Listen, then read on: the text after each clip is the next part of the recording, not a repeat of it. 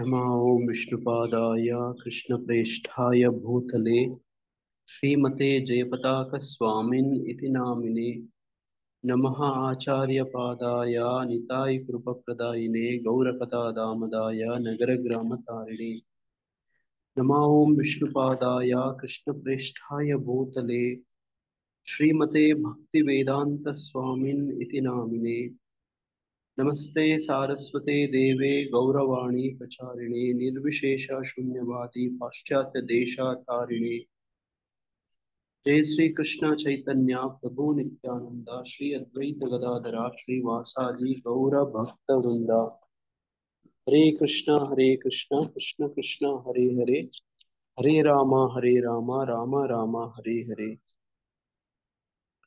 ओम अज्ञानतिमिरान्धस्य ज्ञानाञ्जनशलाकया चक्षुरुन्मिलितं येन तस्मै श्रीगुरवे नमः मूकं करोति वाचालिं पङ्गं लङ्घयते गिरिं यत्कृपातमहं वन्दे श्रीगुरुं दीनतारिणं परमानन्दमाधवं ಶ್ರೀಚೈತನ್ಯಮೀಶ್ವರಂ ಹರಿ ಓಂ ತತ್ಸತ್ ಹರಿ ಕೃಷ್ಣ.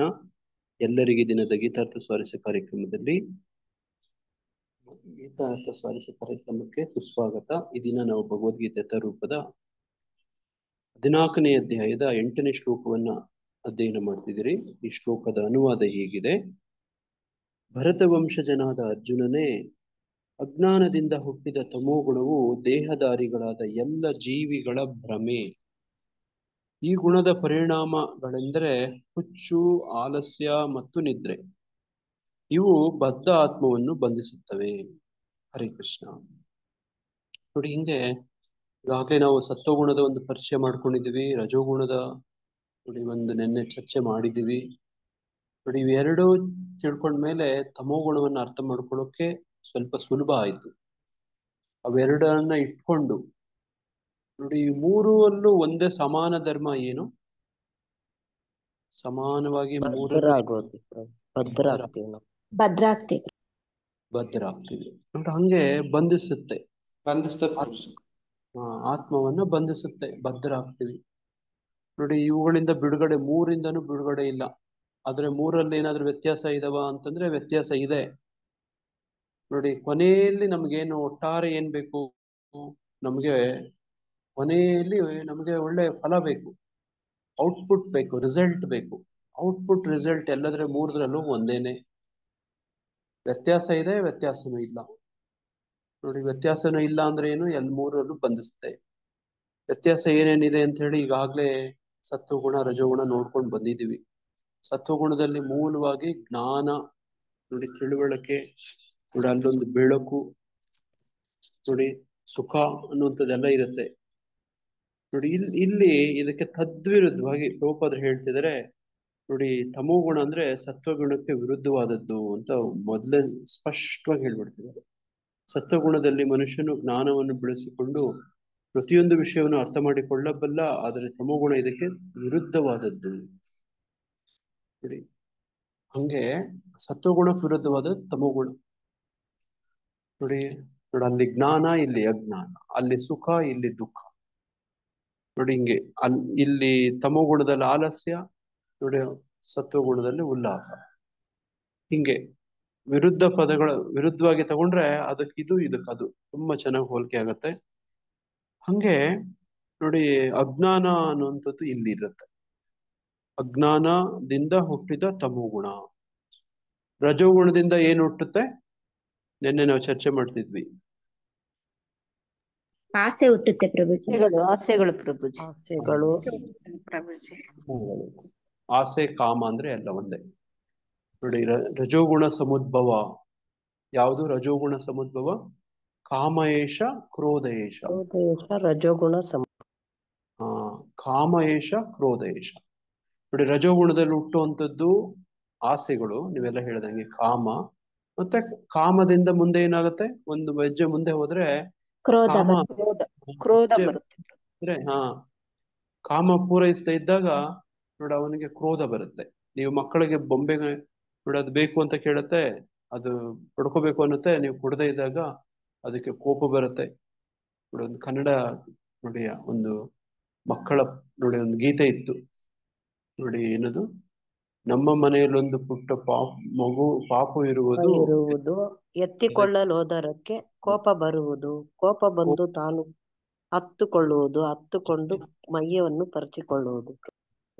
ಪರಿಚಯಕೊಂಡಾದ್ಮೇಲೆ ಅಮ್ಮ ಓಡಿ ಬಂದು ಎತ್ತಿಕೊಳ್ಳುವಳು, ಹೊತ್ತುಕೊಳ್ಳುವಳು, ಈ ತರದೊಂದು ಅಲ್ವಾ. ನೋಡಿ ಹಂಗೆ ಅಲ್ಲಿ ಕಾಣ್ಬೋದು ಕಾಮಯೇಷ ಕ್ರೋಧ ಏಷ. ನೋಡಿ ಹಂಗೆ ಕಾಮ ಕ್ರೋಧ ರಜೋಗುಣ ಸಮುದ್ಭವ. ಇದು ಇಲ್ಲಿ ಅಜ್ಞಾನದಿಂದ ಹುಟ್ಟಿದ ತಮೋಗುಣ. ನೋಡಿ ತಮೋಗುಣದಿಂದ ಏನು ಹುಟ್ಟುತ್ತೆ, ಅಜ್ಞಾನದಿಂದ ಏನು ಹುಟ್ಟುತ್ತೆ ಅಂದ್ರೆ ತಮೋಗುಣ ಹುಟ್ಟುತ್ತೆ. ಜ್ಞಾನದಿಂದ ಏನು ಹುಟ್ಟುತ್ತೆ ಅಂದ್ರೆ ಸತ್ವಗುಣ. ನೋಡಿ ಅಲ್ಲಿ ಹೇಳಿದಂಗೆ ಸುಖ. ರಜಗುಣದಲ್ಲಿ ಏನು ಹುಟ್ಟುತ್ತೆ ಅಂತಂದ್ರೆ ನೋಡ್ರಿ ಇವು ಹಿಂಗೆ ಎಲ್ಲಾನು ಒಂದೇ ಅಲ್ಲ. ನೋಡಿ ಇದೆಲ್ಲ ಹೇಳಿ ಕೇಳಿ ತಿಳ್ಕೊಂಡು ಅದ್ವೈತ ಅಂತ ಹೇಳ್ಬಿಡ್ಬೋದಾ? ಆಗೋದಿಲ್ಲ. ತರ ಎಲ್ಲ ಹೇಳಕ್ ಆಗಲ್ಲ. ಎಲ್ಲಾ ಒಂದೇನಾ, ಎಲ್ಲಾ ಗುಣಗಳು ಒಂದೇನಾ ಅಂತ ಹಂಗ ಹೇಳಕ್ ಆಗಲ್ಲ. ಬೇರೆ ಬೇರೆ ಬೇರೆ ಬೇರೆ ವಿಭಾಗ ಮಾಡ್ಬೋದು. ತ್ರಿಗುಣಗಳು ಅಂತ ವಿಭಾಗ ಮಾಡ್ಬೋದು. ಹಂಗೆ ಇರೋದೆಲ್ಲ ಒಂದೇ ಅಲ್ಲ, ಅದ್ವೈತ ಅಲ್ಲ. ನೋಡಿ ಜಗತ್ತಲ್ಲಿ ವ್ಯತ್ಯಾಸ ಕಾಣ್ಬೋದು. ಹಂಗೆ ಅಜ್ಞಾನದಿಂದ ಹುಟ್ಟಿದ ತಮೋಗುಣವು ದೇಹದಾರಿಗಳಾದ ಎಲ್ಲ ಜೀವಿಗಳ ಭ್ರಮೆ. ನೋಡಿ ಭ್ರಮೆ ಅಂದ್ರೆ ನಿಮ್ಗೆ ಅರ್ಥ ಆಗತ್ತೆ ಅಂತ ಅನ್ಕೊಳ್ತೇನೆ. ನೋಡಿ ಒಂದು ಕನಸು ಯಾವುದು ನಿಜ ಅಲ್ಲದೆ ಇರೋದು, ವಾಸ್ತವ ಅಲ್ಲದೆ ಇರೋದು, ಅದು ಭ್ರಮೆ. ನೋಡಿ ಇಲ್ಲಿ ಮಾಯವಾದ ಸಿದ್ಧಾಂತದಲ್ಲಿ ನೋಡಿ, ಅದ್ವೈತ ಸಿದ್ಧಾಂತದಲ್ಲಿ ಹೇಳ್ತಾರೆ ಹಗ್ಗವನ್ನ ತುಳಿದು ಅಂತ ಅನ್ಕೊಳ್ಳೋದು. ಇದನ್ನ ಭ್ರಮೆ ಅಂತ ಹೇಳೋದು. ಯಾವುದು ನಿಜವಲ್ವೋ ಅದು ಮಾಯಾ ಅಂತ ಅವ್ರು ಕರೀತಾರೆ. ನೋಡಿ ಇದೇ ಮಾಯೆ ಅಂತ ಹೇಳ್ತಾರೆ. ನೋಡಿ ಈ ಜಗತ್ತಲ್ಲಿ ನಾವು ಇವಾಗ ಒಂದ್ ರೀತಿ ಭ್ರಮೆಲಿದೀವಿ. ನೋಡಿ ಹಾವನ್ ತುಳಿದು ಹಗ್ಗನ್ ತುಳಿದು ಹಾವು ಅನ್ಕೊಳ್ಳೋದು ಅಲ್ವಾ. ನೋಡ ಅದನ್ನ ಭ್ರಮೆ ಅಂತ ಹೇಳಿ, ಯಾವುದು ವಾಸ್ತವ ಸತ್ಯ ಅಲ್ವೋ ಅದು. ನೋಡಿ ಹಿಂಗೆ ತಮೋಗುಣದವ್ರು ಯಾವಾಗ್ಲೂ ಭ್ರಮೆಯಲ್ಲಿರ್ತಾರೆ. ಭ್ರಮೆಯಲ್ಲಿ ಇದ್ದವರನ್ನ ಏನಂತ ಹೇಳ್ತಾರೆ, ಈ ಗುಣದ ಪರಿಣಾಮಗಳೆಂದರೆ ಹುಚ್ಚು.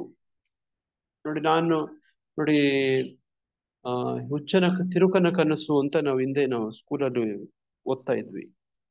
ಯಾರಿಗಾದ್ರೂ ಗೊತ್ತಾ ತಿರುಕನ ಕನಸು? ಪ್ರಭುಜಿ, ರಾಜ ಆಗಿ ಕನಸು ಕಾಣ್ತಾನಲ್ಲ ಪ್ರಭು. ಹೌದು ಮಾತಾಜಿ.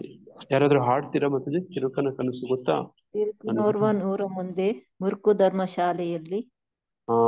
ಹೇಳಿ ಮಾತಾಜಿ. Very good Mataji. ಗೊತ್ತಿಲ್ಲ. ನೋಡಿ ನಾನು ಇಲ್ಲಿ ಸ್ಕ್ರೀನ್ ಮಾಡ್ತೀನಿ, ಮಾತಾಜಿಯವರು ಓದಿ ಮಾತಾಜಿ. ನೀವು ನೀವೆಲ್ಲ ಓದಿದ್ರಾ? ನಾ ಓದಿರ್ಲಿಲ್ಲ. ನಾ ಏನ್ ಮಾಡ್ತಿದ್ದೆ, ನಮ್ಮ ಸೀನಿಯರ್ಗಳ ಬುಕ್ಸ್ಗಳೆಲ್ಲ ಓದ್ಬಿಡ್ತಿದ್ದೆ. ಕನ್ನಡ ನಮ್ಮ ಅಣ್ಣಂದ್ರ ಬುಕ್, ನಮ್ಮ ಅಕ್ಕಂದ್ರ ಪುಸ್ತಕಗಳು. ನಾನು 1ನೇ ಕ್ಲಾಸ್ ಇದ್ದಾಗ ಅವ್ರದ್ದು 7ನೇ ಕ್ಲಾಸ್ ಬುಕ್ಗಳು 8, 9 ಎಲ್ಲ ಓದ್ಬಿಡ್ತಿದ್ದೆ. ಯಾರಾದ್ರೂ ನೋಡಿ ಮುಪ್ಪಿನ ಷಡಾಕ್ಷರಿ ಅಂತ ಆತ ಬರ್ದಂತ ಒಬ್ಬ ಬಹಳ ದೊಡ್ಡ ಪುಣ್ಯಾತ್ಮ. ನೋಡಿ 1500ನೇ ಇಸ್ವಿಯಲ್ಲಿ ಇದ್ದಂತೆ ಕಾವೇರಿ ತೀರದ ಶಂಭುಲಿಂಗ ಬೆಟ್ಟದಲ್ಲಿ ಇವರು ತಪಸ್ಸು ಮಾಡಿದ್ದಾಗಿ ಹೇಳಲಾಗುತ್ತದೆ. ಇವರು ಕೊಳ್ಳೇಗಾಲದವರು. ಸ್ವರವಚನಗಳ ಸಂಗ್ರಹವಾದ ನೋಡ್ರಿ ಇಲ್ಲಿ ಯಾರಾದ್ರೂ ನೋಡಿ ಹೇಳ್ತೀರಾ ತಿರುಕನ ಕನಸು? ಹೇಳ್ತೀನಿ ಪ್ರಭು. ತಿರುಕನೋರ್ವ ಮುರುಕು ಧರ್ಮಶಾಲೆ ಪ್ರಭು ಹೋಯ್ತು. ತಿರುಕನೋರ್ವ ಊರ ಮುಂದೆ ಮುರುಕು ಧರ್ಮಶಾಲೆಯಲ್ಲಿ ಪುರದ ರಾಜ ಸತ್ತವರೆಗೆ ವರಕುಮಾರರಿಲ್ಲದಿರಲು ಅರಿಯ ಕೈಗೆ ಕುಸುಮ ಮಾಲೆ ಇತ್ತು ಪುರದಳು. ನಡೆದು ಯಾರ ಕೊರಳಿನಲ್ಲಿ ತೊಡರಿಸುವುದೇ ಅವರ ಪಟ್ಟ ಒಡೆಯರನ್ನು ಮಾಳ್ಪೆವೆಂದು ಬಿಟ್ಟರಲ್ಲಿಯೇ ಒಡನೆ ತನ್ನ ಕೊರಳಿನಲ್ಲಿ ತೊಡರಿಸಲೇ ಕಂಡು ತಿರುಕ ಕೊಡವಿಯಣ್ಣ ನಾದೆನೆಂದು ಹಿಗ್ಗುತ್ತಿದ್ದನು. ಪಟ್ಟವನ್ನು ಕಟ್ಟಿರುಪರು ಕೊಟ್ಟರವರಿಗೆ ಕನ್ಯೆಯರನ್ನು ನೆಟ್ಟನವನು ರಾಜ್ಯವಾಳುವ ಕನಸಿನಲ್ಲಿಯೇ ಬಟ್ಟನಿಗಳ ಕೂಡಿಯಿಲ್ಲ ನಿಟ್ಟ ಸುಖದೊಳು ಇರಲವ ಹುಟ್ಟಿ ಹೆಣ್ಣು ಗಂಡ ಮಕ್ಕಳಾದವಾಗಲೇ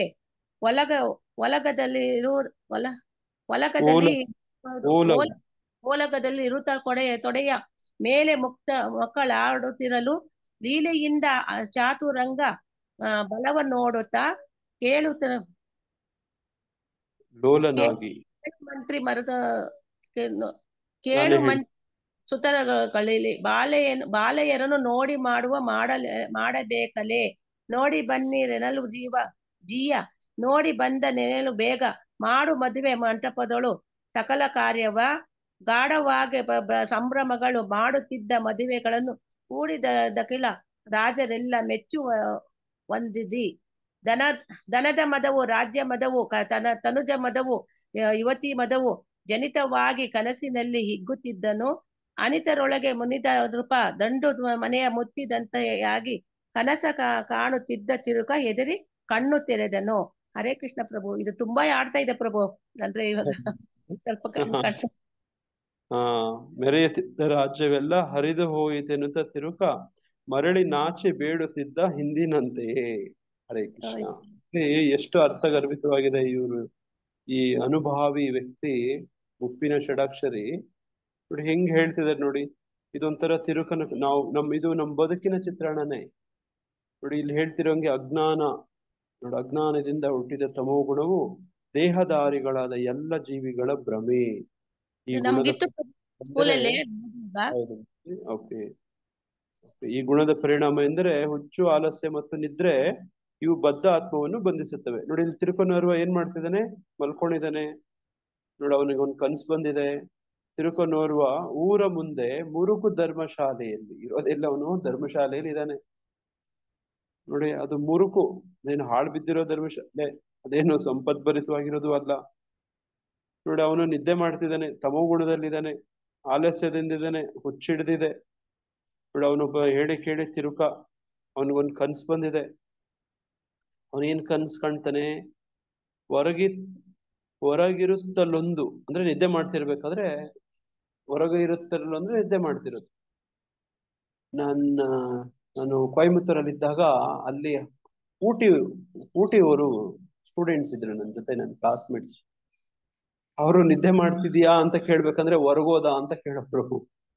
ಕನ್ನಡದಲ್ಲಿ ಹೊರಗೋದ ಅಂದ್ರೆ ಏನು? ನಿದ್ದೆ ಮಾಡ್ತಾ ಇದ್ದೆ,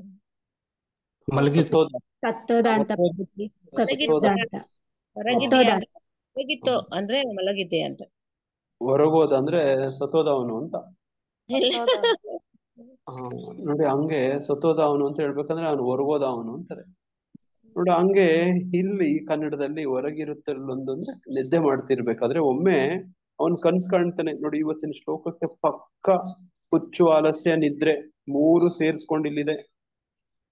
ಅವನ್ ಎಂತ ಕನ್ಸ್ ಕಾಣ್ತಾನೆ ಅಂದ್ರೆ, ಪುರದ ರಾಜ ಸತ್ತರವಗೆ ವರಕುಮಾರರಿಲ್ಲದಿರಲು ನೋಡಿ. ಒಬ್ಬ ರಾಜ ಸತ್ತೋಗಿರ್ತಾನೆ, ಅವನಿಗೆ ಮಕ್ಕಳಿರಲ್ಲ. ವರಕುಮಾರರಿಲ್ಲದಿರಲು ಕರಿಯ ಕೈಗೆ ಅಂದ್ರೆ ಆನೆ ಕೈಗೆ ಕುಸುಮ ಇತ್ತು ಪುರದಳು. ಯಾರನ್ನು ಸೆಲೆಕ್ಟ್ ಮಾಡ್ಬೇಕಲ್ವಾ, ಈಗ ಆಯ್ಕೆ ಮಾಡ್ಕೋಬೇಕಲ್ವಾ ರಾಜನ್ನ. ಒಂದು ಆನೆ ಕೈಗೆ ಮಾಲೆ ಕೊಟ್ಟು, ಹೂ ಮಾಲೆ, ಯಾರನ್ನ ಸೆಲೆಕ್ಟ್ ಮಾಡ್ತೀಯ ಮಾಡು ಅಂತ ಕಳ್ಸೋದು. ನಡೆದು ಯಾರ ಕೊರಳಿನಲ್ಲಿ ತೊಡರಿಸುವುದೋ ಅವರ ಪಟ್ಟ, ಕೊಡೆಯರನ್ನು ಮಾಳ್ಪೆವೆಂದು ಬಿಟ್ಟರಲ್ಲಿಯೇ ನೋಡಂಗೆ ಮಾಡಿ ಆನೆ ಯಾರ ಕುತ್ತಿಗೆಗೆ ಹಾರ ಹಾಕುತ್ತೋ ಅವರೇ ರಾಜ ಅಂತ. ಒಡನೆ ತನ್ನ ಕೊರಳಿನಲ್ಲಿ ನೋಡಿ, ಇವನಿಗೆ ಬಂದು ತಂದು ಹಾಕ್ಬಿಡುತ್ತೆ ಅಂತ. ತಿರುಕ ಧರ್ಮಶಾಲೆಯಲ್ಲಿ ಇದ್ದಾನೆ ನೋಡಿ, ಅವನಿಗೆ ಬಂದು ಹಾಕ್ಬಿಡ್ತಂತೆ ಅಂತ ಅವನು ಕನ್ಸ್ ಕಾಣ್ತಾನೆ ಅಲ್ವಾ. ನೋಡ್ರಿ ಹಿಂಗೆ ಲಾಟ್ರಿ ಹೊಡಿತು ನೋಡಿ, ಈ ತರದೆಲ್ಲಾನು ನೋಡಿ. ಪೊಡವಿಯಾಣ್ಮ ನಾದೆನೆಂದು ಹಿಗ್ಗುತ್ತಿರ್ದನು. ಪೊಡವಿ ಅಂದ್ರೆ ಭೂಮಿ, ಭೂಮಿಯ ಆಣ್ಮ ಅಂದ್ರೆ ರಾಜ. ನಾನು ಈ ಭೂಮಿಗೆ ರಾಜನಾಗ್ಬಿಟ್ಟೆ ನಾನು ಅಂತ ಅವನಿಗೆ ನೋಡಿ ಭ್ರಮೆ ನೋಡಿ, ಅವನಿಗೆ ಕನಸು ನೋಡಿ. ಹಂಗೆ ನಾವು ಕೂಡ ನಮ್ಮ ಬದುಕಲ್ಲಿ ನಮ್ ಬದುಕುಗಳಲ್ಲಿ ಇದೇ ಕತೆ. ಇದು ಯಾರ್ದೋ ಕತೆ ಅಲ್ಲ, ನಮ್ದೇ ಕತೆ. ನಾವು ಕೂಡ ಹಿಂಗೆ ಅನ್ಕೋತೀವಿ, ಒಂದ್ ಅಧಿಕಾರ ಸಿಗತ್ತೆ, ನೀವ್ ನೋಡ್ರಿ ಹಿಂಗೆ ಆಡ್ತಾರೆ ಜನ ಅಲ್ವಾ. ನೋಡಿ, ಪಟ್ಟವನ್ನು ಕಟ್ಟಿ ನೃಪರು ಕೊಟ್ಟರವಗೆ ಕನ್ಯೆಯರನು ನೋಡಿ. ಪಟ್ಟ ಅಭಿಷೇಕ ಮಾಡ್ಬಿಟ್ಟು ನೋಡಿ, ಅವನಿಗೆ ಕನ್ಯೆಯರ ರಾಜಕುಮಾರಿಗಳನ್ನ ಅವನಿಗೆ ಮದುವೆ ಮಾಡ್ಕೊಡ್ತಾನೆ. ಅವಾಗ ಏನ್ ಮಾಡ್ತಾನ ಅವನು, ನೆಟ್ಟನವನು ರಾಜ್ಯವಾಳ್ದ ಕನಸಿನಲ್ಲಿಯೇ ಕನಸಲ್ಲೇ ರಾಜ್ಯ ಆಳ್ತಿದ್ದಾನೆ, ಭ್ರಮೇಲಿದ್ದಾನೆ, ಹುಚ್ಚಲ್ಲಿದ್ದಾನೆ, ನಿದ್ರೆಯಲ್ಲಿದ್ದಾನೆ ನೋಡಂಗೆ ನೋಡಿ. ನಾವು ಕೂಡ ನಮ್ಮ ಬದುಕಲ್ಲಿ ನೋಡಿ, ಲೈಫ್ ಇಸ್ ಎ ಡ್ರೀಮ್ ಅಂತ ಹೇಳ್ತಾರೆ ನೋಡಿ, ಒಂದು ಕನಸು ಅಂತ ಹೇಳ್ತಾರೆ ನೋಡಿ. ಪಟ್ಟವನ್ನು ಕಟ್ಟಿ ನೃಪರು ಕನ್ಯೆಯರು ಕೊಡ್ತಾರೆ. ಅವಾಗ ಏನಾಯ್ತು ಮುಂದೆ, ನೆಟ್ಟನವನು ರಾಜ್ಯವಾಳ್ದ ಕನಸಿನಲ್ಲಿಯೇ ಬಟ್ಟನಿಗಳ ಕೂಡಿ ನಲ್ಲ ನಿಷ್ಠ ಸುಖದೊಳಿರಲವನ್ಗೆ ಹುಟ್ಟಿ ಹೆಣ್ಣು ಗಂಡು ಮಕ್ಕಳದಾವಗಲೇ. ನೋಡಿ ಅಷ್ಟೇ ಮುಗೀತಾ, ಮದ್ವೆ ಆಯ್ತು. ನೋಡಿ ಬಟ್ಟನಿಗಳು ಕೂಡಿ, ನೋಡಿ ಅಂದ್ರೆ ಬಟ್ಟನಿಗಳು ಅಂದ್ರೆ ರಾಣಿಯರು ಅಂತ, ರಾಣಿಯರ ಜೊತೆ ಕೂಡಿದಾಗ ನೋಡಿ ಸುಖದೋಳುಗಳೆಲ್ಲ ಸಿಕ್ತು, ಹೆಣ್ಣು ಗಂಡು ಮಕ್ಕಳು ಹುಟ್ಟುದು. ಈಗೇನಾಯ್ತು, ಓಲಗದಲ್ಲಿರುತ್ತ ತೊಡೆಯ ಮೇಲೆ ಮಕ್ಕಳಾಡುತ್ತಿರಲು. ನೋಡಿ ಇವಾಗ ಮಕ್ಕಳ ತೊಡೆ ನೋಡಿ ಹಂತ ಹಂತ ಹೆಂಗೆ ಬದಲಾಗತ್ತೆ ನೋಡಿ. ಲೀಲೆಯಿಂದ ಚಾತುರಂಗ ಬಲವ ನೋಡುತ್ತಾ. ನೋಡ ಅವನು ರಾಜ ಅಂದ್ರೆ ಚತುರಂಗ ಬಲಗಳೆಲ್ಲ ಇರುತ್ತಲ್ವಾ. ನೋಡಿ ಗಜಬಲ, ನೋಡಿ ಅಶ್ವಬಲ, ನೋಡಿ ಈ ತರದೆಲ್ಲನು, ನೋಡಿ ಕಾಲಾಳುಗಳು, ನೋಡಿ ಈ ತರದೆಲ್ಲ ಚತುರಂಗ ಬಲ ಇರುತ್ತೆ ರಾಜನಿಗೆ. ಲೋಲನಾಗಿ ನುಡಿದ ನಿನಿತು. ನೋಡಿ ಲೋಲ ಅಂದ್ರೆ ಗೊತ್ತು ನಿಮ್ಗೆ ಅಲ್ವಾ, ಪ್ರಿಯಕರ. ನೋಡಿ ಅವನು ಕೇಳು ಮಂತ್ರಿ ಸುತರುಗಳಿಗೆ ಬಾಲೆಯರನ್ನು ನೋಡಿ ಮದುವೆ ಮಾಡಬೇಕಲೇ. ನೋಡಿ ಈಗ ನೋಡಿ ಅವನು ಕನ್ಸ್ ಕಾಣ್ತಾ ಇದ್ದ, ಆನೆ ಬಂದು ಕುತ್ತಿಗೆಗೆ ಪಟ್ಟದಾನೆ ಮಾಲೆ ಆಯ್ತು, ರಾಜ ಪಟ್ಟಾಭಿಷೇಕ ಆಯ್ತು, ಮದ್ವೆ ಆಯ್ತು. ನೋಡಿ ಈಗ ಹೆಣ್ಣು ಗಂಡು ಮಕ್ಕಳಾಯ್ತು, ಈಗ ರಾಜ್ಯಗಳನ್ನೆಲ್ಲ ಗೆದ್ದಿದ್ದಾನೆ, ಚತುರಂಗ ಬಲ. ನೋಡಿ ಈಗ ಕೇಳು ಮಂತ್ರಿ ಸುತರುಗಳಿಗೆ, ನೋಡಿ ಮಂತ್ರಿಗಳಿಗೆ ತನ್ನ ಮಕ್ಕಳನ್ನು ಕೊಡ್ತಿದ್ದಾನೆ. ಬಾಲೆಯರನ್ನು ನೋಡಿ ಮದುವೆ ಮಾಡಬೇಕಲೇ. ಮಂತ್ರಿಗಳಿಗೆ ಹೇಳ್ತಿದ್ದಾನೆ, ನನ್ನ ಮಕ್ಕಳಿಗೆ ಮದುವೆ ಮಾಡ್ಬೇಕಾಗಿದೆ, ಒಳ್ಳೆ ರಾಜ್ಕುಮಾರನ್ನು ಹುಡುಕ್ರಿ ಅಂತ ಹೇಳ್ತಿದ್ದಾನೆ. ನೋಡಿ ಬನ್ನಿರೆನ್ನಲು ಜಿಯ ಆಯ್ತು ಅಪ್ಪ, ಜಿಯ ಅಂದ್ರೆ ಆಯ್ತು ಆಯ್ತು ಅಂತ. ನೋಡಿದ್ ಬೆಂದವೆನಲು ಬೇಗ, ನೋಡಿ ಅವ್ರು ತಂದ್ಬಿಡ್ತಾರೆ ಮದುವೆ ಮಂಟಪದೊಳು ಸಕಲ ಕಾರ್ಯವ. ನೋಡಿ ನಮ್ದೆಲ್ಲ ಇದೆ ಅಲ್ವಾ ಬದುಕು, ನೀವೆಲ್ಲ ನಿಮ್ಮ ಮಕ್ಕಳಿಗೆಲ್ಲ ಮದ್ವೆಗಳು ಮಾಡಿದಿರಲ್ವಾ ಬಹಳಷ್ಟು ಜನ ಮಾಡಿದೀರಾ ಹೌದು ಮಾತಾಜಿ? ಹೌದು ಪ್ರಭುಜಿ. ಮಾಡಿದೀವಿ ಪ್ರಭು. ಮದ್ವೆಗಳೆಲ್ಲ ಹೌದು ನೋಡಿ ಪ್ರಭುಜಿ, ಮಾಡಿದೀವಿ. ಎಲ್ಲ ಜವಾಬ್ದಾರಿಗಳೆಲ್ಲ ಮುಗಿಸ್ಕೋಬೇಕು ಅಂತೆಲ್ಲ ಅನ್ಕೊಂಡಿರ್ತೀರಿ. ನೋಡಿ ಇದೆಲ್ಲ ನಮ್ದೇ ಕತೆನೆ. ಮದುವೆ ಮಂಟಪದೊಳು ಸಕಲ ಕಾರ್ಯವ, ಗಾಢವಾಗಿ ಸಂಭ್ರಮಗಳು ಮಾಡುತ್ತಿದ್ದ ಮದುವೆಗಳನ್ನು ಕೂಡಿದ ಅಖಿಳ ರಾಜರೆಲ್ಲ ಮೆಚ್ಚುವಂದದಿ. ನಾವು ಹೆಂಗ್ ಮದುವೆ ಮಾಡ್ತೀವಿ ಎಲ್ಲರೂ ಮೆಚ್ಚಬೇಕು, ವಾವ್ ಸೂಪರ್ ಆಗಿ ಮದುವೆ ಮಾಡಿದ್ರಿ ಅಂತ ಹೇಳ್ಬೇಕು. ಹಿಂಗೆ ನಡೀತು. ಧನದ ಮದವು ರಾಜ್ಯ ಮದವು ಒಂದ ಎರಡ ಮದ ಇಲ್ವಾ? ಒಂದು ದುಡ್ಡು ಕಾಸು ಮದ, ರಾಜ್ಯ ಮದ, ತನುಜ ಮದ. ನನ್ ಮಕ್ಕಳು ಎಷ್ಟು ಜನ ನನ್ ಮಕ್ಕಳಿದ್ದಾರೆ ಗೊತ್ತಾ ನೋಡೋಣದು, ಯುವತಿ ಮದ. ನೋಡಿ ಇದನ್ನೇ ನಮ್ಮ ಚೈತನ್ಯ ನಮ್ಮ ಗೌಡಿ ವೈಷ್ಣವದಲ್ಲಿ ಹೇಳ್ತಾರೆ. ಈ ಜನ ಜೌವನ ಪುತ್ರ ಪರಿಜನ ಅಂತ ಒಂದು ಹಾಡು ಬರುತ್ತೆ. ಕೇಳಿದೀರಾ? ಚಪಲ ಸುಖ ನೋಡತ್ತೆಲ್ಲ ಬರುತ್ತೆ.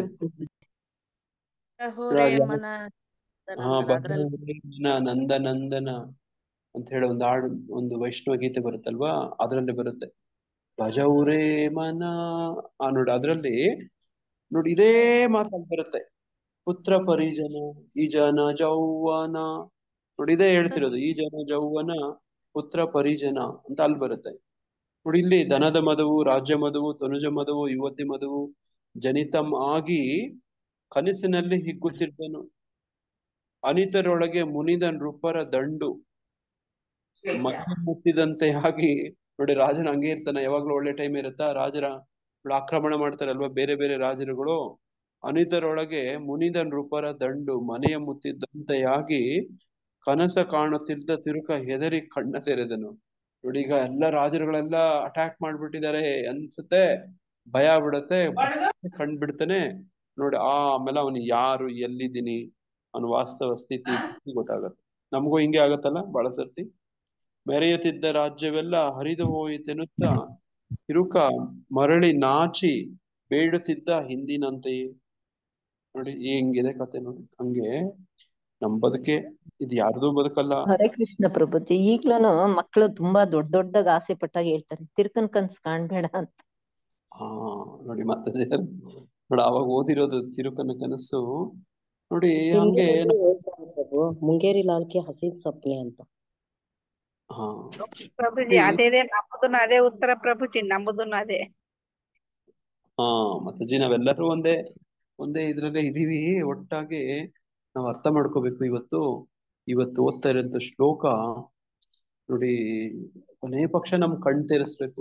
ಯಾವಾಗೆಲ್ಲ ನಾವು ಹೋಗ್ತೀವಿ ಹೋಗ್ತೀವಿ ನೋಡಿ ತಿರುಪನ ಕನಸು ನೋಡಿ ಈ ಇವತ್ತಿನ ಶ್ಲೋಕ, ಅಜ್ಞಾನದಿಂದ ಹುಟ್ಟಿದ ತಮೋಗುಣವು ದೇಹಧಾರಿಗಳಾದ ಎಲ್ಲ ಜೀವಿಗಳ ಭ್ರಮೆ. ನೋಡಿ ಕೊನೆ ಪಕ್ಷ ಈಗ ತಿರುಕನಿಗೆ ಅವನಿಗೆ ಎಲ್ಲ ರಾಜರುಗಳು ಆಕ್ರಮಣ ಮಾಡ್ತಾರೆ, ಆತನ ಮನೆಗೆ ಮುತ್ತಿದ್ದಾರೆ ಅಂತ ಬಂತಲ್ವ ಅಲ್ಲಿ, ಆಕ್ರಮಣ ಅನ್ನೋ ಸಂದರ್ಭದಲ್ಲಾದ್ರೂ ನೋಡಿ ಕಷ್ಟ ಬಂದಾಗಾದ್ರೂ ನೋಡಿ ಕಷ್ಟ ಯಾಕೆ ಭಗವಂತ ಕೊಡ್ತಾನೆ ಅಂದ್ರೆ ನೋಡ್ರಿ ಇದಕ್ಕೆ. ನೋಡಿ ನಿದ್ದೆ ಮಾಡ್ತೀವಿ, ಭ್ರಮೇಲಿ ಇರ್ತೀವಿ ನಾವು ಬಹಳ ಸಂದರ್ಭಗಳಲ್ಲಿ. ಇವಾಗ್ಲಾದ್ರೂ ಕಣ್ಬಿಟ್ಟು ನೋಡು ತಿರುಕ, ನೀನ್ ಎಲ್ಲಿದ್ಯಾ ನೀನು, ವಾಸ್ತವ ಸ್ಥಿತಿಗತಿ ನೋಡ್ಕೋ ನೋಡ ಅಂತ ಹೇಳೋದು. ನೋಡಿ ಎಷ್ಟೋ ಜನ ಏನೇನೋ ಇದ್ದವ್ರು ಏನೇನೋ ಪಾಪರ್ಗಳಾಗ್ಬಿಡ್ತಾರೆ. ನೋಡಿ ಪಾಪರ್ ಅಂದ್ರೆ ನೋಡಿ ಮೃತ್ಯು ಎಲ್ಲರಿಗೂ ಬಂದೇ ಬರುತ್ತೆ. ಮೃತ್ಯು ಸರ್ವ ಹರಶಾಹಂ ನೋಡಿ ಭಗವದ್ಗೀತೆಯಲ್ಲಿ ಕೃಷ್ಣ ಹೇಳೋದು. ನೋಡಿ ಮೃತ್ಯು ಬಂತೋ ನೋಡಿ ಎಲ್ಲ ಕಳ್ಕೊಂಡ್ಬಿಡ್ತೀವಿ. ಏನಾದ್ರೂ ಉಳ್ಕೊಳತ್ತಾ ಮೃತ್ಯು ಬಂದಾಗ? ನಿಮ್ಮ ಪದವಿಗಳು, ಪಾರಿತೋಷಕಗಳು, ಆಸ್ತಿ ಅಂತಸ್ತುಗಳು, ನಮ್ ಹೆಸರೇ ಹೇಳಲ್ಲ ನಾವು. ಏನು ಗೊತ್ತೇ ಇರಲ್ಲ ಪ್ರಭುಜಿ. ಹೆಸರು ಹೇಳಲ್ಲ ನಾವು ಅಲ್ವಾ? ಏನೂ ಇಲ್ಲ, ಎಲ್ಲ ಕಳ್ಕೊಂಡ್ಬಿಡ್ತೀವಿ. ಮೃತ್ಯು ಸರ್ವಹರಶಾಂ, ಏನು ಉಳ್ಕೊಳಲ್ಲ. ನೋಡಿ ಮಾಡಿರೋ ಪಾಪ ಪುಣ್ಯ ಇವು ಉಳ್ಕೋತವೆ, ಮಾಡಿರೋ ಸೇವೆ ಭಕ್ತಿ ಸೇವೆಗಳು ಉಳ್ಕೋತವೆ. ನೋಡಿ ಹಂಗೆ ವಾಸ್ತವ ಏನಂದ್ರೆ ದೇಹಧಾರಿಗಳಾದವರು ನಾವೆಲ್ಲ ಭ್ರಮೇಲಿದ್ದೀವಿ ಅಂತ. ನೋಡಿ ಆತ್ಮದ ಹಂತದಲ್ಲಿ ಏನಾಗುತ್ತೋ ಅದೇ ವಾಸ್ತವ ಅಂತ, ಬಾಕಿ ದೇಹದಲ್ಲಿ ಏನೇನಾಗ್ತಿದೆಯೋ ಇದು ಭ್ರಮೆ ಆಗತ್ತೆ ಅಂತ. ನೋಡಿ ಇದನ್ನೇ ಇದೇ ಭ್ರಮೆನೆ ಇನ್ನೊಂದ್ ಮಾಡ್ಕೋಬಹುದು. ಇನ್ನೊಂದ್ ಕಡೆ ಯೋಚನೆ ಮಾಡೋಣ. ಇದು ತಮೋಗುಣ. ಕನಸಲ್ಲಿ ನೋಡಿ ಭಗವಂತ ಕೃಷ್ಣನಿಗೆ ಒಳ್ಳೆ ಶೃಂಗಾರ ಮಾಡ್ತಿರೋದು, ನೋಡಿ ಒಳ್ಳೆ ಭೋಗ ತಯಾರಿ ಮಾಡ್ತಿರೋದು, ನೈವೇದ್ಯ ಮಾಡ್ತಿರೋದು, ಈ ತರದ್ ಕನಸು ಬಿದ್ದವನು ಯಾರಾದ್ರೂ ಇದನ? ಹೌದು ಪ್ರಭು. ಯಾರತ? ಬ್ರಾಹ್ಮಣ ಪ್ರಭು, ಅವ್ರು ತುಂಬಾ ಬಡವರಾಗಿರ್ತಾರೆ. ಅವ್ರಿಗೆ ಆಸೆ ಇರುತ್ತೆ, ನಾನು ಭಗವಂತಂದು ಸೇವೆ ಮಾಡ್ಬೇಕು. ಅವಂತಿ ಬ್ರಾಹ್ಮಣ ಅವಂತಿ ಆತನು ಕೂಡ ಇರ್ತಾನೆ ಅಲ್ವಾ? ಅದು ಕೃಷ್ಣ ಭಕ್ತಿ ನೋಡಿ ಭಗವಂತನಿಗೆ ಮೆಚ್ಚುಗೆ ಆಗ್ಬಿಡತ್ತೆ. ನೋಡಿ ಅದು ಭಗವಂತನ ಸಂಬಂಧಪಟ್ಟಂಗೆ ನಾವೇನಾದ್ರೂ ಕನಸ್ಕೊಂಡ್ರೇನು ಕೂಡ ನೋಡಿ ಅದು ಭ್ರಮೆ ಅಲ್ಲ. ನೋಡಿ ಇದು ವಿಶೇಷ ವಿಚಿತ್ರ ಅಲ್ವಾ? ಅರ್ಥ ಆಗ್ತಿದೆ ಮತ್ತೆ ನಾನು ಹೇಳ್ತಿರೋದು? ಆ ಕಡೆಗೊಂದು ಈ ಕಡೆಗೊಂದು ಅದೇ ಭ್ರಮೆಯನ್ನ, ಅದೇ ಕನಸನ್ನ ನೋಡಿ ಭಕ್ತಿ ಸೇವೆಗಳಲ್ಲಿ ಏನಾದ್ರೂ ಮಾಡಿದ್ರೆ ಅದಕ್ಕೆ ಒಳ್ಳೆ ಫಲ ಬರುತ್ತೆ. ನೋಡಿ ಅದಕ್ಕೆ ಬಹಳಷ್ಟು ಉದಾಹರಣೆಗಳಿದಾವೆ. ನೋಡಿ ಮಾನಸಿಕ ಪೂಜೆ ಅಂತ ಹೇಳ್ತಾರೆ. ನೋಡಿ ಭಗವಂತ ಕೃಷ್ಣ ನೋಡಿ ಮಥುರಾ ಆ ಒಂದು ಬಂದಿಖಾನೆ ಜೈಲಲ್ಲಿ ಹುಟ್ತಾರೆ. ನೋಡಿ ಅವ್ರ ಅಪ್ಪ ಅಮ್ಮನಿಗೆ ಕೈಗಳು ಬೇಡಿ ಹಾಕಿ ಕಟ್ಟಾಕ್ಬಿಟ್ಟಿದ್ದಾರೆ, ಬಂಧಿಸಲ್ಪಟ್ಟಿದ್ದಾರೆ. ನೋಡಿ ಈಗ ಕೃಷ್ಣನ್ ಏನೋ ನೋಡಿ ಆ ಗೋಕುಲದಲ್ಲಿ ಭಗವಂತ ನಿರ್ದೇಶನದ ಪ್ರಕಾರನೇ ನೋಡಿ ಅಲ್ಲಿ ಬಿಟ್ಟು ಬರ್ತಾನೆ. ಈಗ ಕೃಷ್ಣ ಹುಟ್ಟಿದಾಗ ತಂದೆ ಏನ್ ಮಾಡ್ಬೇಕು ನೋಡಿ? ಈ ಜಾತ ಕರ್ಮಗಳೆಲ್ಲ ಮಾಡ್ಬೇಕು, ನೋಡಿ ಗೋದಾನಗಳೆಲ್ಲ ಮಾಡ್ಬೇಕು, ನೋಡಿ ಬ್ರಾಹ್ಮಣರಿಗೆ ಭೋಜನಗಳೆಲ್ಲ ಹಾಕ್ಬೇಕು, ಊರವ್ರಿಗೆಲ್ಲ ಊಟ ಹಾಕ್ಸ್ಬೇಕು. ನೀವೆಲ್ಲ ನಿಮ್ ಮನೇಲಿ ಮಕ್ಕಳು ಹುಟ್ಟಿದ್ರೆ ನೀವೇನೇನ್ ಮಾಡ್ತೀರಿ ಅಲ್ವಾ? ನೀವು ಸ್ವೀಟ್ ಹಂಚ್ತೀರಿ ಅಲ್ವಾ? ಹಿಂದಿನ ಕಾಲದಲ್ಲಿ ಬಾಣಂತಿಯರಿಗೆ ನೀರ್ ಹಾಕಿದಾಗ ಈ ಸಕ್ಕರೆ ಕಡಲೆ ಪಪ್ಪು ಹಂಚ್ತಿದ್ರು. ನಿಮ್ಮ ಕಡೆನೂ ಮಾಡ್ತಿದ್ರ ಹಂಗೆ? ಮಾಡ್ತಿದ್ವಿ ಪ್ರಭು. ಈಗ ತಂದು ಹಂಚ್ತಿರ್ತಾರೆ ಪ್ರಭುಜಿ. ಹಿಂದೆ ನೋಡಿ ಬಾಣಂತಿಯರಿಗೆ ನೀರ್ ಹಾಕಕ್ಕಂತ ಹೋದ್ರೆ ನೋಡಿ ಎಲ್ಲ ನೋಡಿ ಏನೋ ಒಟ್ಟು ಒಂದು ಉತ್ಸವ, ಒಂದು ಸಂಭ್ರಮ, ಒಂದು ಫೀಸ್ಟ್. ನೋಡಿ ಕೃಷ್ಣ ಹುಟ್ಟಿದಕ್ಕೆ ನೋಡಿ ನಂದ ಮಹಾರಾಜ ನಂದೋತ್ಸವ ಮಾಡ್ತಾರೆ. ಈ ಕಡೆ ವಸುದೇವ ಮಥುರಾದಲ್ಲಿ ಏನ್ ಮಾಡ್ತಾನೆ? ಏನಂತ ವಿವರ ಇದೆ ಅಲ್ಲಿ ಕೃಷ್ಣ ಪುಸ್ತಕದಲ್ಲಿ ದಶಮ ಸ್ಕಂದದಲ್ಲಿ? ವಸುದೇವ ಏನ್ ಮಾಡ್ತಾನೆ ಅಂದ್ರೆ ವಸುದೇವ ಮನಸ್ಸಿನಲ್ಲೇ ಗೋಗಳನ್ನು ದಾನ ಮಾಡ್ತಾರೆ. ಎಷ್ಟೋ ಲಕ್ಷ ಗೋದಾನ ಮಾಡ್ತಾರೆ. ಮಾಡ್ತಾನೆ. ಆಮೇಲೆ ಜೈಲಿಂದ ಬಿಡುಗಡೆ ಆಗ್ತಾನೆ. ಆಮೇಲೆ ಏನ್ ಮಾಡ್ತಾನೆ? ಮತ್ತೆ ಜೈಲಿಂದ ಕೊಡ್ತಾರೆ. ಮತ್ತೆ ಬಿಡುಗಡೆ ಆದ್ಮೇಲೆ ಮತ್ತೆ ಅದನ್ನ ಕಾರ್ಯರೂಪಕ್ಕೆ ನಿಜವಾಗ್ಲೂ ತರ್ತಾರೆ ಅದನ್ನ. ವೆರಿ ಗುಡ್ ನೋಡಿ, ತುಂಬಾ ಚೆನ್ನಾಗಿ ಜ್ಞಾಪಕ ಕೊಟ್ಕೊಂಡಿದ್ದಾರೆ ನೀವೆಲ್ಲರೂ. ನೋಡಿ ಈ ಶ್ಲೋಕಕ್ಕೆ ನೋಡ, ಆ ಕಡೆ ತಿರುಕನ ಕನಸು ಒಂದ್ ಕಡೆ ಆದ್ರೆ, ಇನ್ನೊಂದ್ ಕಡೆಗೆ ಆವಂತಿ ಬ್ರಾಹ್ಮಣನ್ ಕತೆ ನೋಡಿ. ವಸುದೇವನ್ನ ನೋಡಿ, ಆತನು ಕೂಡ ನೋಡಿ ಗೋದಾನ ಬ್ರಾಹ್ಮಣರಿಗೆ ನೋಡಿ ಮಾಡದಂತ ಉಪಚಾರಗಳು, ಆ ಸಂಭ್ರಮ, ಇದು ಕೂಡ ನಾವು ಜ್ಞಾಪಕ ನೋಡಿ. ಆತ ಮಾನಸಿಕವಾಗಿ ಮಾಡಿ ಹಂಗೆ ಬಿಡೋದಿಲ್ಲ ನೋಡಿ. ಯಾವಾಗ ಬಿಡುಗಡೆ ಆಗ್ತಾನೋ ಆವಾಗ ಅದನ್ನ ಪೂರೈಸ್ತಾನೆ. ಇದು ವಿಶೇಷ ಅಲ್ವಾ? ನೋಡಿ ಈ ತರ ನೋಡಿ. ಹಂಗೆ ನೋಡಿ ಪ್ರಭುಪಾದ್ರು ನೋಡಿ ಅಲ್ಲಿ ಅಮೆರಿಕದಲ್ಲಿ ಪ್ರಭು, ಕೃಷ್ಣನು ವಾಸ್ತವವಾಗಿ ದೇವಕಿ ಮತ್ತು ವಸುದೇವರ ಮಗನಾದರೂ ಕಂಸನ ಕ್ರೂರ ಕಾರ್ಯಗಳಿಂದಾಗಿ ವಸುದೇವನು ಮಗನ ಜನ್ಮದ ಸಂತೋಷವನ್ನು ಆಚರಿಸಲು ಸಾಧ್ಯವಾಗಲೇ ಇಲ್ಲ.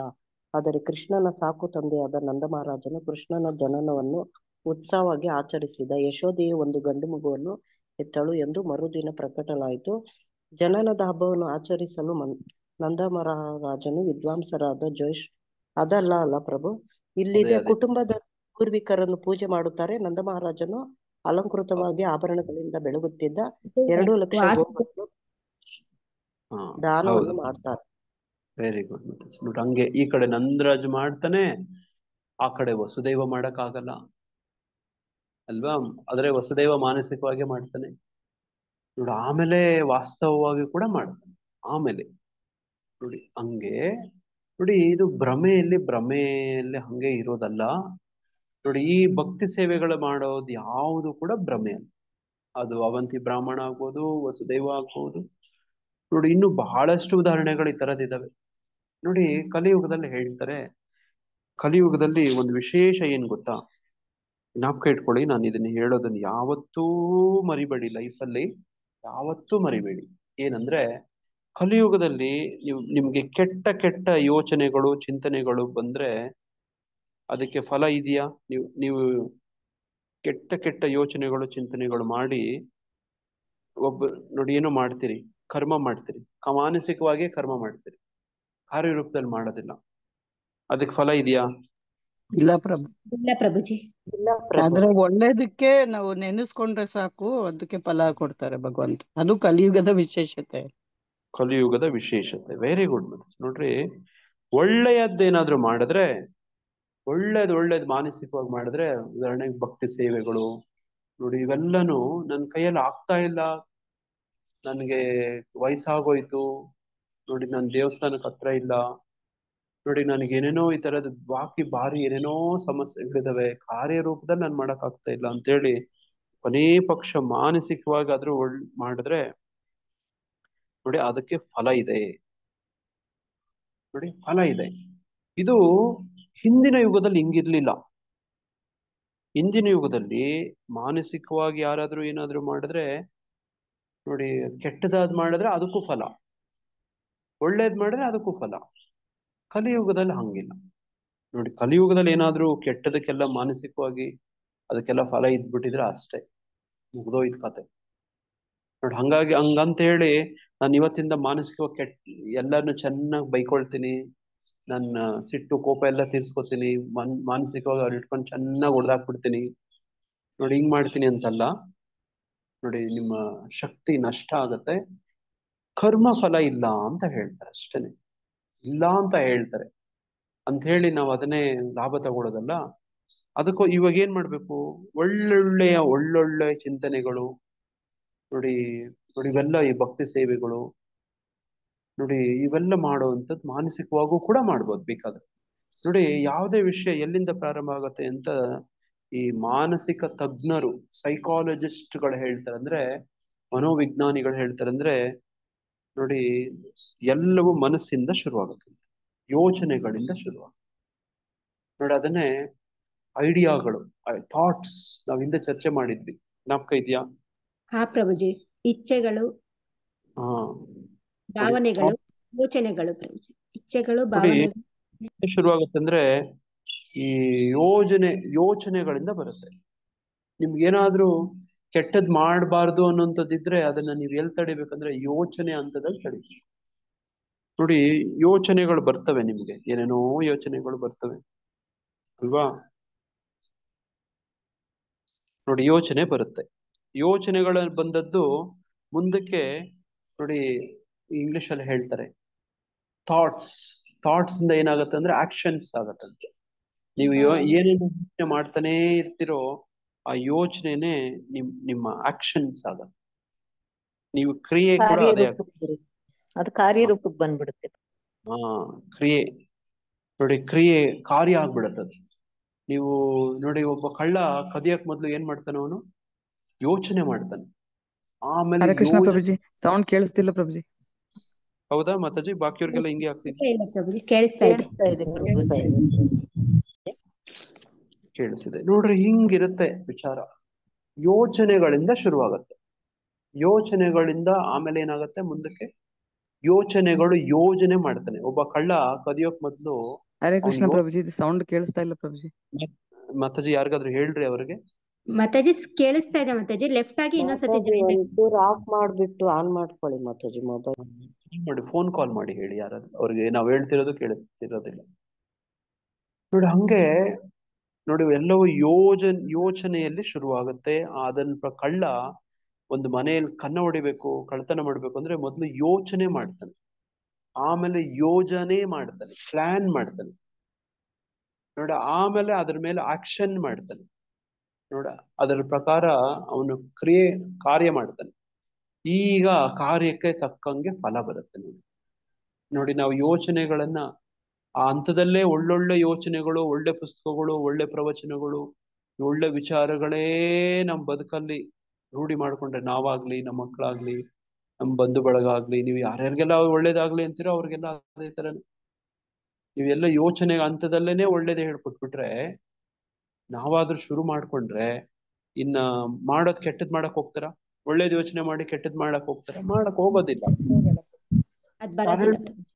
ತುಂಬಾ ಸರಳವಾಗಿ ಅರ್ಥ ಮಾಡ್ಕೋಬಹುದು. ಅರ್ಥ ಆಯ್ತಾ? ನೋಡ್ರಿ, ಹಂಗೆ ಇಲ್ಲಿ ಇವತ್ತು ತಮೋ ಗುಣವನ್ನ ಬಿಡೋ ತರ ಪ್ರಯತ್ನ ಮಾಡ್ಬೇಕು. ಆ ಜೀವನದ ಅಭ್ಯಾಸದಲ್ಲೇನೆ ಅವೆಲ್ಲ ರೂಢಿ ಮಾಡ್ಕೋಬೇಕು. ಹರೇ ಕೃಷ್ಣ ಪ್ರಭುಜಿ. ಹರೇ ಕೃಷ್ಣ. ಇಲ್ಲಿ ಒಂದು ಜ್ಞಾನಿಗಳೊಂದು ಮಾತಾಡಿದೆ, ಒಳ್ಳೆಯದನ್ನು ಮಾಡುವುದಾದರೆ ಬೇಗನೆ ಮಾಡು, ಕೆಟ್ಟದ್ದನ್ನು ಮಾಡುವುದಾದರೆ ನಿಧಾನಿಸು, ಯೋಚಿಸು ಅಂತ ಒಬ್ಬ ಜ್ಞಾನಿಗಳು ಇಲ್ಲಿ ಹೇಳಿದ್ದಾರೆ ಪ್ರಭುಜಿ. Very good. ನೋಡಿ, ಅದು ಒಳ್ಳೆ ಸಂದೇಶ ನಮಗೆ. ಹೌದು ಪ್ರಭುಜಿ. ನೋಡಿ, ಕೆಟ್ಟದನ್ನ ಮಾಡೋದು ಸಾಧ್ಯವಾದಕ್ಕೂ ಮುಂದೆ ಹಾಕ್ಬೇಕು, ಯೋಚಿಸ್ಬೇಕು, ನಿಧಾನಿಸ್ಬೇಕು.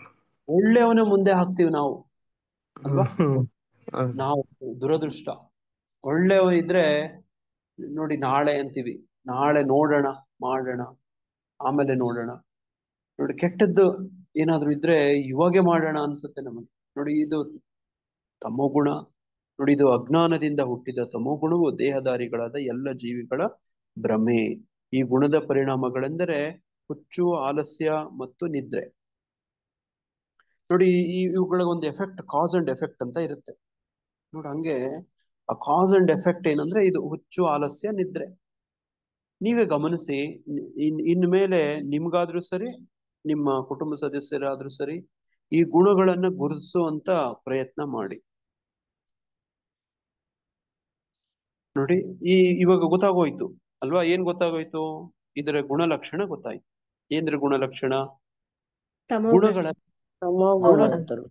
ಆಗೋಯ್ತು. ಈಗ ನಾನು ಈಗ ನನ್ಗ ಹುಚ್ಚು, ಆಲಸ್ಯ, ನಿದ್ರೆ ಬರ್ತಾ ಇದೆ ಅಂದ್ರೆ ನಿದ್ರೆನೆ ಮಾಡ್ಬಾರ್ದು ಅಂತಲ್ಲ. ಭಗವದ್ಗೀತೆಯಲ್ಲಿ ಕೃಷ್ಣ ಹೇಳೋದು ನೋಡಿ, ಯುಕ್ತಾಹಾರ ವಿಹಾರಸ್ಯ ಅಂತ ಒಂದು ಶ್ಲೋಕ ಇದೆ. ಯಾರಾದ್ರೂ ಹುಡುಕಿ ಹೇಳ್ಬೋದು, ತುಂಬಾ ಚೆನ್ನಾಗಿದೆ ಶ್ಲೋಕ. ಯುಕ್ತಾಹಾರ ವಿಹಾರಸ್ಯ ಅಂತ ಒಂದು ಶ್ಲೋಕ ನೋಡಿ. ಹಂಗೆ ಆಹಾರದಲ್ಲಿ, ವಿಹಾರದಲ್ಲಿ ನೋಡಿ, ನಿದ್ರೆಯಲ್ಲಿ, ಇವೆಲ್ಲ ಯಾರು ಸಮತೋಲನವಾಗಿ ಬದುಕು ನಡೆಸ್ತಾನೋ ಅವನೇ ಯೋಗಿ ಅಂತ ಹೇಳ್ತಾರೆ. 6ನೇ ಅಧ್ಯಾಯದ 6:17 ಪ್ರಭುಜಿ. ಓದಿ ಮತ್ತೆ ಶ್ಲೋಕ ಓದಿ, ಅನುವಾದ ಓದಿ.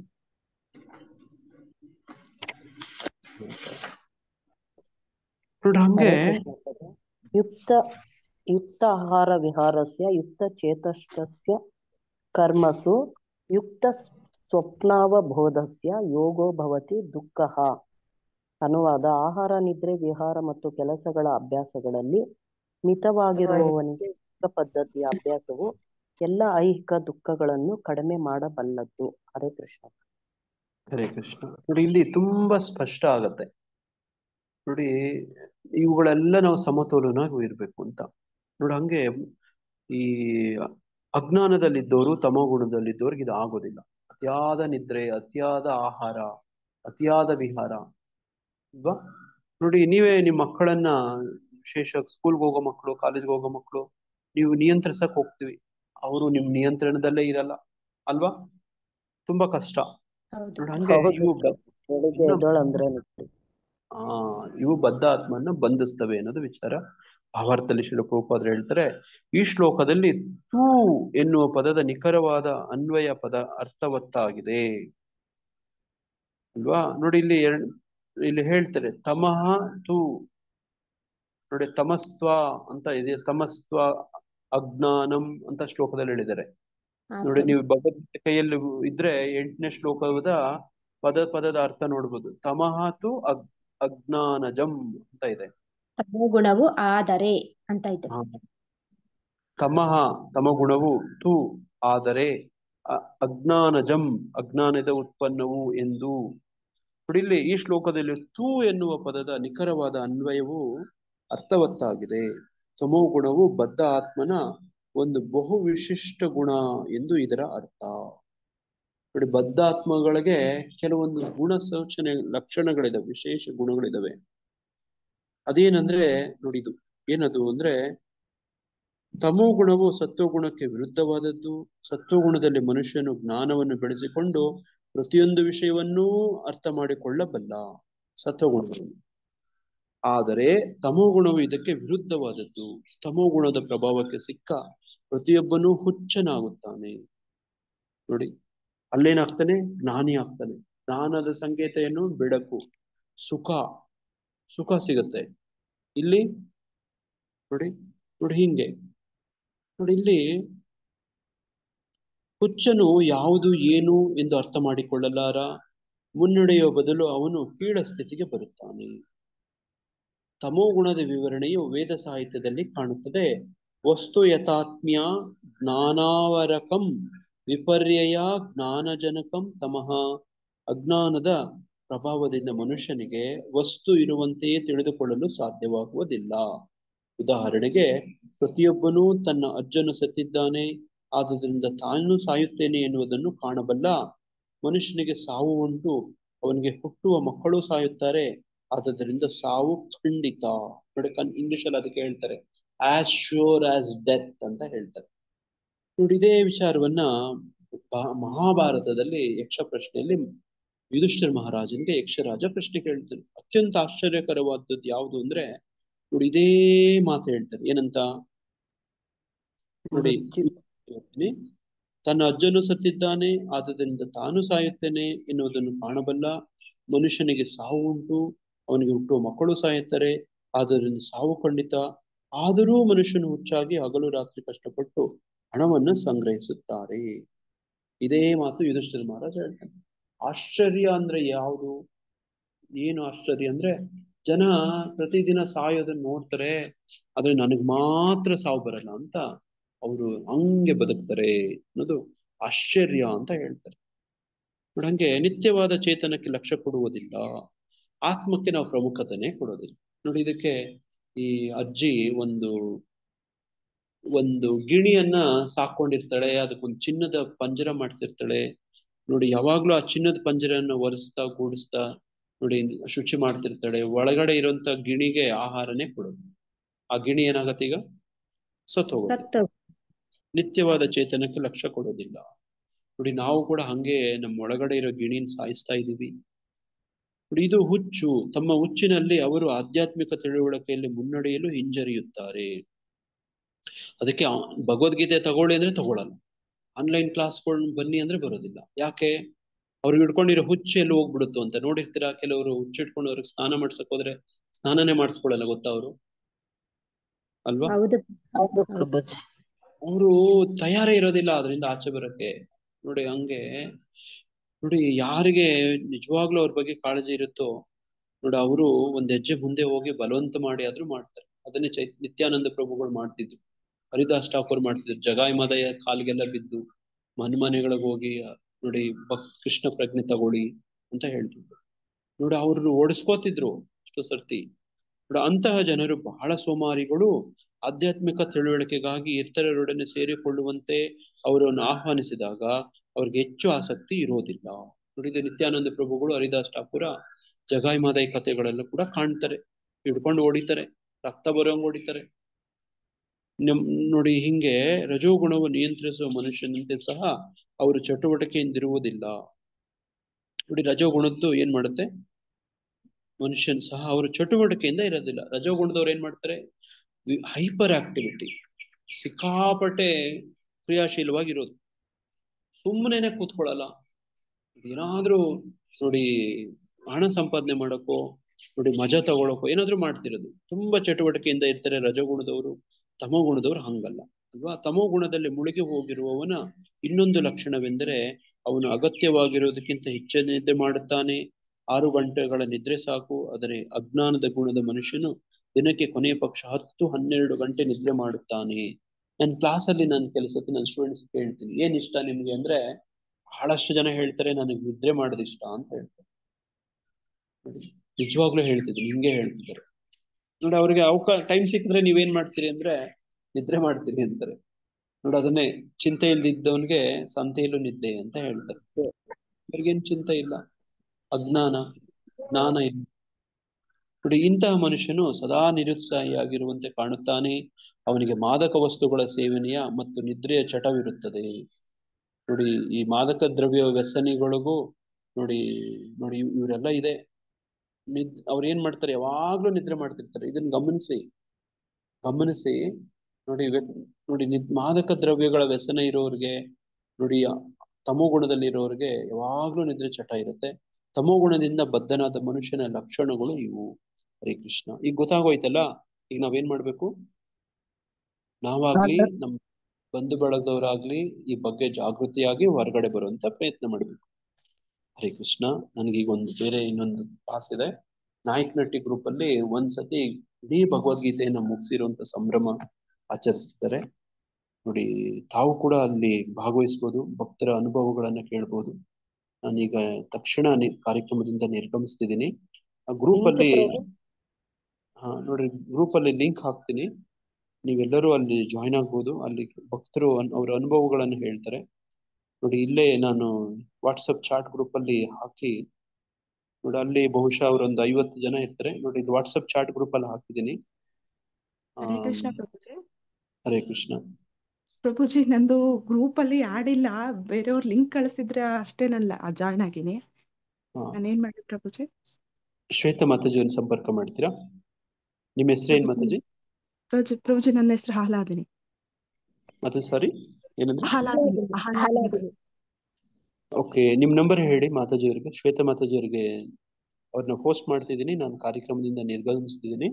ಮಾತಾಜಿ ಅವ್ರ ನಂಬರ್ ನಾನು ಚಾಟ್ ಗ್ರೂಪ್ ಅಲ್ಲಿ ಹಾಕಿದ್ದೀನಿ, ವಾಟ್ಸಪ್ ಗ್ರೂಪ್ ಅಲ್ಲಿ ಹಾಕ್ತೀನಿ. ತಾವೆಲ್ಲರೂ ಅಲ್ಲಿ ಕಾರ್ಯಕ್ರಮದಲ್ಲಿ ಭಾಗವಹಿಸಬಹುದು. ಹರೇ ಕೃಷ್ಣ. ಎಲ್ಲರಿಗೂ ದಂಡೋತ್ ಪ್ರಣಾಮಗಳು. ಹರೇ ಕೃಷ್ಣ ಮಾತಾಜಿ. ಹೇಳಿ ಮಾತಾಜಿ ನಿಮ್ಮ ಹೆಸರು? ಮಾತಾಜಿ ನನ್ನ ಹೆಸರು ಆಹ್ಲಾದಿನಿ ಅಂತ. 888 411 6725 6725. ಮಾತಾಜಿ ನಿಮ್ಮ ವಾಟ್ಸಪ್ ಕಳ್ಸಿಕೊಡ್ತೀನಿ ಮಾತಾಜಿ, ನೀವು ಅದಕ್ಕೆ ಜಾಯಿನ್ ಆಗಿ ಮಾತಾಜಿ. ಓಕೆ ಮಾತಾಜಿ. ಓಕೆ ಧನ್ಯವಾದ ಮಾತಾಜಿ. ಹರೇ ಕೃಷ್ಣ ಮಾತಾಜಿ. ಇವತ್ತು ರೇಣುಕಾ ಮಾತಾಜಿ ಮಗಳು ಕಾಮಾಕ್ಷಿ ಮಾತಾಜಿ ಅವ್ರದ್ದು ವೆಡ್ಡಿಂಗ್ ಆನಿವರ್ಸರಿ ಇದೆ. ಹಂಗಾಗಿ 3 ಸತಿ ಎಲ್ಲರೂ ಹರೇ ಕೃಷ್ಣ ಹೇಳ್ಬೇಕಂತ ಎಲ್ಲರಲ್ಲೂ ವಿನಂತಿ ಮಾತಾಜಿ. ಎಲ್ಲರೂ 3 ಸತಿ ಹರೇ ಕೃಷ್ಣ ಮಹಾಮಂತ್ರ ಹೇಳಿ. ಹರೇ ಕೃಷ್ಣ ಹರೇ ಕೃಷ್ಣ ಕೃಷ್ಣ ಕೃಷ್ಣ ಹರೇ ಹರೇ ಹರೇ ರಾಮ ಹರೇ ರಾಮ ರಾಮ ಕೃಷ್ಣ ಹರೇ ಕೃಷ್ಣ ಕೃಷ್ಣ ಕೃಷ್ಣ ಹರೇ ರಾಮ ಹರೇ ರಾಮ ರಾಮ ಹರೇ ರಾಮ ರಾಮ ಹರೇ ರಾಮ ಹರೇ ರಾಮ ಹರೇ ರಾಮ ಹರೇ ರಾಮ ರಾಮ ರಾಮ ಹರೇ ರಾಮ ಹರೇ ರಾಮ ರಾಮ ರಾಮ ಹರೇ ರಾಮ ರಾಮ ರಾಮ ಹರೇ ಹರೇ ರಾಮ ರಾಮ ರಾಮ ರಾಮ ರಾಮ ಹರೇ ಹರೇ ಕೃಷ್ಣ ಮಾತಾಜಿ. ಎಲ್ಲರಿಗೂ ಧನ್ಯವಾದಗಳು, ದಂಡೋತ್ಪಣ. ಮತ್ತೆ ಗ್ರೂಪಿಗೆ ಜಾಯಿನ್ ಆಗೋಣ ಮಾತಾಜಿ. ಹರೇ ಕೃಷ್ಣ. ವಾಂಛಾಕಲ್ಪತರುಭ್ಯಶ್ಚ ಕೃಪಾ ಸಿಂಧು ಭವ್ಯವಸ್ಥ ಪತಿತಾನಾಂ ಪಾವನೇಭ್ಯ ವೈಷ್ಣವೇಭ್ಯೋ ನಮಃ. ಅನಂತ ಕೋಟಿ ವರ್ಷ के जय श्रील प्रभुपाद के, गुरु महाराज के जय। ಹರೇ ಕೃಷ್ಣ ಮಾತಾಜಿ. ಏನ್ ಮಾಡ್ತೀನಿ ಮಾತಾಜಿ. ಹರೇ ಕೃಷ್ಣ. ಹರೇ ಕೃಷ್ಣ ಮಾತಾಜಿ, ಹರೇ ಧನ್ಯವಾದಗಳು. ಕೃಷ್ಣ ಮಾತಾಜಿ. ಹರೇ ಕೃಷ್ಣ. ಹರೇ ಕೃಷ್ಣ ಮಾತಾಜಿ. ಹರೇ ಕೃಷ್ಣ. ಎಲ್ಲರಿಗೂ ಧನ್ಯವಾದಗಳು. ದಂಡ